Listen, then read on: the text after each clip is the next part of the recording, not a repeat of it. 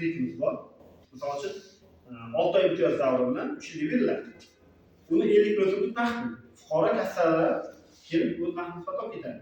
Keyin 312 produktimiz bor. O'sha imtiyozga to'liq foydalanmayotgan yoki yuridik shaxslar oxirgi 3 oydan 6 oygacha bo'lgan yuridik shaxslarga beradi. Bu yuridik shaxs tashkil etib beriladi. 100 ming so'mgacha garovsiz, 100 ming so'm, 300 ming so'mgacha garovli. 1 yil bo'lsa garov qo'yiladi. Tartib shunday. Sizlar mana shu kredit bilan avvalambor tanishib bilib olishingiz kerak. Bundan tashqari hamroh ayollarga beriladi. 20% bizda endi hamroh Biznes rivojlantirish bankidan onlayn ariza tashlanadi.